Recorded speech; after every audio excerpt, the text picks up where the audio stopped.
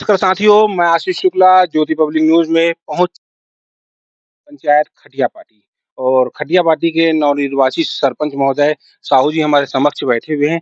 चलिए जानते हैं कैसा रहा सफ़र? सर, क्या बोलेंगे? चुनाव में कैसा रहा? नहीं, चुनाव तो बहुत बढ़िया रहा। चुनाव चुनाव एक विचारों की चुनाव हुई थी खटिया पार्टी में। जी, पब्लिक अपनी विचार दिए हैं जी, और मैं चुनाव लड़ा था एक विश्वास लेकर के कि विकास को अपनी प्रगति में रखूँ, एक कदम विकास की ओर रखूँ और लगभग पिछले 10 वर्षों से ग्राम पंचायत खटिया पार्टी विकास से विहीन था।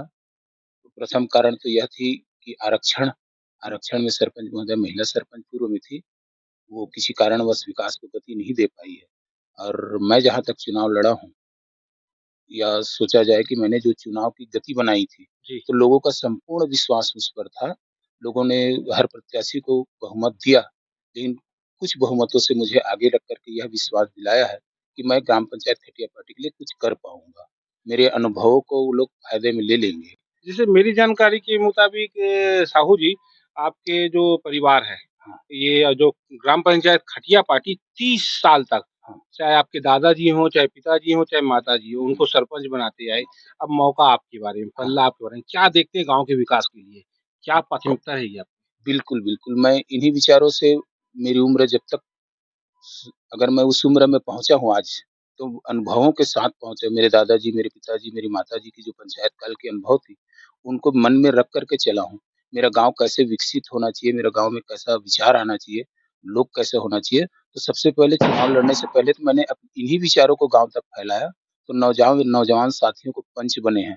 आज बहुत बढ़िया पंचबाड़ी तैयार हुई है और नौजवान सरपंच के साथ वो पंचबाड़ी का हर पंच का यही मानना है कि हम एक कदम विकास की ओर रखेंगे। गाँव में जो भी समस्याएँ हैं, सबसे बड़ी समस्या तो यहाँ किसान वर्ग के लोग रहते हैं और जी, खेती को महत्व देते हैं। तो मैं चाहता हूँ कि खेती को महत्व देते हुए खेती में पानी, सुगम रास्ते हों खेत तक जाने के लिए और साथ ही साथ यहाँ हम उनहारी की फसल जो भूलते जा रहे हैं, लाकड़ी को, तिवरा को, चना को, मसूर को, जी, जी, वो जी। उस फसल को फिर पैदा करके दिखाऊँ क्योंकि मेरे ही बच्चे आज उस पौधे को पहचान नहीं पाते, ये चना का तिवरा का पौधा है या सरसों का पौधा है, वही कभी हम लोग बोना ही छोड़ दिए विगत 20-25 वर्षों से। मेरी पहली प्राथमिकता यही रहेगी कि मैं किसानों को सुदृढ़ बनाऊँगा। अगर किसान सुदृढ़ बन जाएँगे, तो गाँव को सुदृढ़ बनाने में कोई दो मत की बात नहीं रहेगी। आज हम जिन विचारों के साथ चलते हैं, जिस स्थिति में चलते हैं, तो हम एक-दूसरे से जुड़ नहीं पाते। तो मैं चाहता हूँ कि हर लोग हमसे जुड़े। मैं तो ऐसा विशालकाय एक ग्राम सभा का आयोजन करना चाहता हूँ, जिसमें सब कोई आकर के अपने विचार दें और उन्हीं विचारों के अनुरूप मैं काम करूँ, जिससे कि किसी के मन में कोई तकरार ना हो। पानी की बात कही आपने, जी, पानी का जो पीने की पानी की काफ़ी किल्लत देखने को मिलती हाँ, है क्षेत्र में, कैसा हाँ। देखेंगे इसको? नहीं, पानी की किल्लत तो है, पानी का जल स्तर जो नीचे चला गया है और सरकार की बहुत बढ़िया योजना चल रही है, अमृत धारा योजना। जी, जी, जी। अमृत धारा योजना से ग्राम पंचायत खटिया पाटी जुड़ा हुआ है। अब थोड़ी सुगमता से और थोड़ी सजगता से और अपना अनुभव को विस्तार करते हुए उस जल धारा योजना, अमृत जल धारा योजना को घर-घर तक पहुँचाया जाएगा। और घर-घर तक अगर पानी पहुँच गया, तो लोगों की प्यास ऑटोमेटिकली बुझ जाएगी। यहाँ भी आज भी एक-दूसरे को पानी की समस्या होने नहीं देते। यहाँ के मैंने देखा है जिन घरों में ट्यूबवेल लगा हुआ है, अपने पड़ोसियों को, अपने आस-पास के लोगों को उस ट्यूबवेल से पानी मुहैया कराया जा रहा है। 2-2 जगह सौर ऊर्जा से भी पानी टंकी बना हुआ है। कुछ हमारे विकास कार्यों से भी पानी टंकी उपलब्ध है।